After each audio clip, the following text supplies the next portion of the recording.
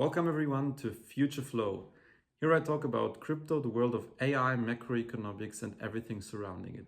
If you followed my YouTube shorts, you may know already some of it, but today I want to do a deep dive into the outlook for 2025 for crypto and financial markets in general. So what do we have to look at? First of all, it's very important to look at the business cycle. In this case, the ISM manufacturing index. This drives everything, the business cycle drives everything. It drives the macro side, it drives the liquidity cycle, and that's everything you really need to know. And with that, you have inflation going up and down, the dollar going up and down, but more to that in a second. So as you see, we have come significantly down. We've bottomed in the ISM over the last couple of months, and you could actually say over the last year, half a year. And now we are moving up. We broke out, we went above 50, which means we have growth. And don't forget, this is the supply side, and the supply side is always ahead of the demand side. So this is the first sign of growth in the economy. The ISM going above 50 is usually a sign for Altseason starting, inflation going down, at least in the first part, and crypto moving higher. Obviously, this is not yet the case. But it's only starting. So it's not like in 2021 where we were in March, February, the ISM peaked. Now we are at the bottom. So there is still a lot to come. So saying the cycle is at the end and we have reached the top is basically nonsense because the ISM and the business cycle hasn't really picked up yet. Another very interesting and very important indicator is the dollar index, which is starting to go weaker. We have had the move higher since the Trump administration, since we know that Trump has won, and since the inauguration, it went down from around 110 to 106. This is a very important move because the dollar going down means that more liquidity comes, and debasement of currency, which liquidity injections are, will come. So dollar going down is always bullish for crypto. Don't forget that it's always very, very bullish, especially as it comes in a very cyclical way. And this is the best time in this cycle for the dollar to go down, and it has to go down. I will explain you more in 1 second. Now, obviously, this is coupled with global liquidity. In this case, I use global M2 as one of the best indicators to look at global liquidity.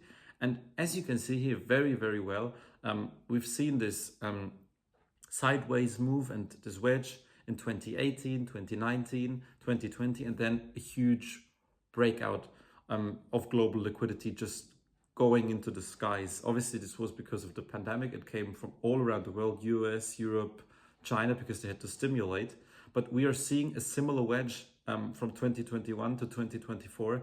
Now we've broke out it and we came back, but we can really say with a great confidence that global M2 will get higher once the dollar goes down, once the business cycle picks up. So we're at the start also with liquidity, as you can see. So no worries about saying we're at the cycle top, because that's not really true.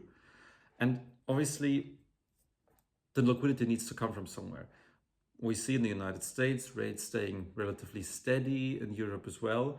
We're not yet sure where the liquidity will come there. It will come, but the main driver for it, and you probably have already guessed it, is China. China needs to refinance 20 to 25% of their debt this year, which is roughly $3 to $5 trillion. We can't really say for sure because China and the data issuance is a little bit of a problem, and it's obviously with private and government debt not 100% safe where we are, but they need to refinance a lot, and they have a very weak economy, which means they need to stimulate a lot. In 2017-16, we've seen a similar move. We've seen liquidity coming from China mainly. The United States they did QT, and rates didn't go anywhere. They went even a little bit higher, but crypto rallied and Bitcoin did a 23x within the year 2017. So the United States injecting liquidity or cutting rates, it's not really something we need. We only need the liquidity to come. It doesn't really matter from where it comes. So a lot of people say, oh, but Powell said that they won't cut a lot, and maybe we'll only get 2 rate cuts this year, but it doesn't really matter. Even if rates would go up, it doesn't matter. I mean, you have to imagine we have an asset class, which is crypto, and even technology stocks, where we make Bitcoin has rallied since 2011, an average of 140% a year, as an average. So including those 95% drawdowns. And it doesn't really matter if we have 4, 5, 6% interest rates, because these assets move higher anyway. Liquidity needs to come, that's for sure, but the liquidity has to come because we need to refinance, we need to roll all of that. If there is no liquidity, financial markets go into stress, the whole bond market is going completely crazy, and we would have a financial crisis as we've had in 2008. That can't happen again because we have the magic, you can say it, called QE, or just quantitative easing in any way, whether you do it directly on the balance sheet or you force the banks to own more bonds via Basel IV, as we can probably start seeing in Europe and later in the United States as well, or via some trick that the Federal Reserve and together with the Treasury will figure out. So we will have some sort of liquidity also in the United States, because there is a lot of debt to be rolled, and that's one case. But China is very, very obvious. They have a very weak economy, a lot of debt to roll. And also Europe is playing a major role. Now we've seen in the German general election that the CDU and the Social Democrats will probably go into government, and they are already planning to get rid of this debt break. So a lot is to come from Europe as well. Germany, England, France probably as well. So the ECB needs to stimulate obviously too, because Europe's economy is a mess, and they also have quite a lot of debt to rule. So obviously you need to position yourself for this outlook, which is in my mind very bullish for crypto. We have a lot of that to refinance, and you need to position yourself into the right assets. You have clearly, you shouldn't go into mad memes and mega small coins, which haven't really proven themselves in the past. So as you can see here, just allocate your capital into the bigger coins like Bitcoin, Ethereum, Solana, and then try something out with the rest.